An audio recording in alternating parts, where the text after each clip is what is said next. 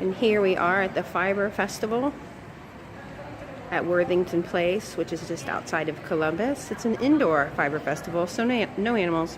It's just in a shopping center. So we'll see what all is here. I love this. I should take a photo of people in front of us. I have people taking photos. It's great. I've seen all. Morning edition. And these are some awesome hats. No, I'm online. I have my own. I got tired of using my mannequin who's hiding now. When I started Felting in the process. I looked at the advanced style movement, and I just thought, you know what? And there's her supply. She said Marina. I get better attention. To be honest. That's better. And here's another booth. We're still at the Worthington Shopping Center. This is Dorita and Roger. They're from Missouri. You can see their farm sign. They do Angora goats. This is all from their goats. So they have wheels. They have some colored roving. Dorita dyes all this by hand at her house. Here's some weaving that she's working on. And there's the loom. And then here's her spinning wheel. And give you another look at her booth here. Some spindles. And this shawl is a good example of what we'll go look at over in the yarn. She said that the two sections of yarn that make up this were dyed at the same time as the outside one. And the outside one's a little bit different colored, and it's called a complementary skein. And the reason you do that is because it still matches when you put your shawl or your sweater or your socks together, but it makes the colors in each section look a ton better. And we'll zoom on over to this side.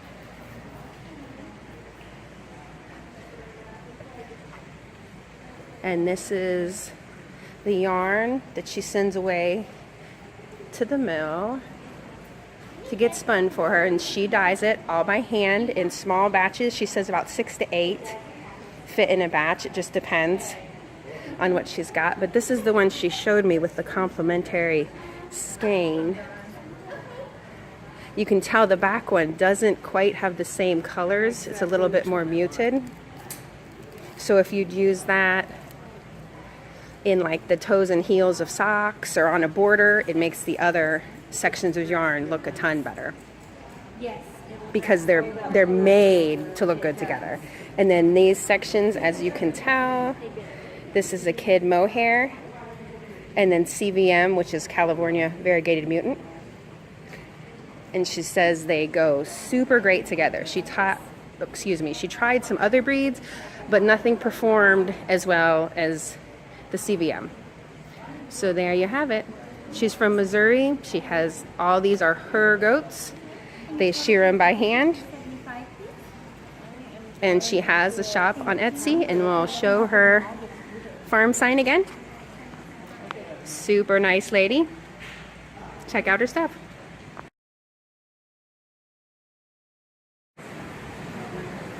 This is another vendor just outside of Columbus. This is Victoria Station, owned by Vicky, who lives right outside of town in Delaware. And these are all Longwool breeds that are from sheep owned by her friends at the Spinners Guild that she's a part of in Michigan. So we've got tons of cool stuff here. She said that dark one there is a tease water. It says 100% natural colored tease water. Here's a Romney and Border Leicester. Border Leicester mohair. I saw, Surrey alpaca Romney. That's cool. That's 100% Romney. Another 100% Romney. We got some really cool colors here. Oh wow, merino Dorset texel. And she says these are 3-way, which means there's 3 different colors that are combed together. So when you spin it, you'll automatically get all these cool colors. And obviously that's plied. But there's just some locks. There's a sock loom. And then she's got over here's her farm sign. And there's a fleece, and better get to where we can see it a little better. It's just white. And it says wash white Lincoln wool, 6 to 7 inch staple, 4 pounds. This is some hand spun yarn that Vicki made, and I can see border Leicester, Lincoln. That'd be super cool for a scarf. And that's got like a ribbon in it. And this has a bigger like mauve pink and then a smaller multicolored one in it. And here's a white. We've got a natural colored brown here. More into green, yellow, down to coral. And like I said, Vicki spins all these. And then here's some fleeces that are not processed, they are washed. So that's a white border Leicester. There's a colored border Leicester. This one is another little bit different colored border Leicester, and obviously a dyed one. But you can see the length of the staple. It gets lighter at the tips, a little bit darker at the bases, so it gives you a really cool effect when you spin it. And then here's the white with some nice staple length. Cool stuff. And that's in the back view of her. All of her colors. And then she puts together packs for people who want to do needle felting. Since if you needle felt, you just need a little bit of a lot of different colors.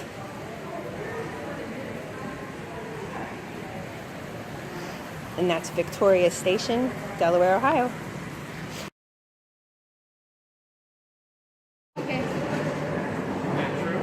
Here's another booth, an Underhill Farm. They have Leicester Longwools. Look at the sheen on that. William's showing us some of his yarn. Let's see if we can get it. Maybe we'll go better this way.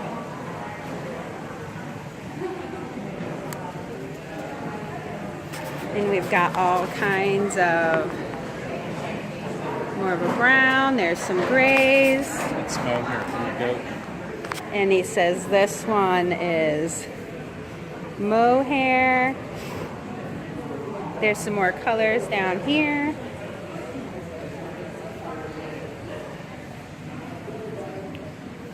And it's really soft. And it does have a shine to it. With the sun coming in front of me, it's hard to tell. The fun part about this is, on each label, you see the names listed right above 80% wool. Those are all the sheep who contributed their fleeces to this batch of wool. And he has it listed out on each one. Isn't that fun? So you can tell what sheep your yarn came from. And he's from Pennsylvania. And his Leicester Longwools are from the Colonial Williamsburg flock. And something super neat he showed me is there's little bits of roving that people use to tie flies, like the fishing. Neato. They golden parrot.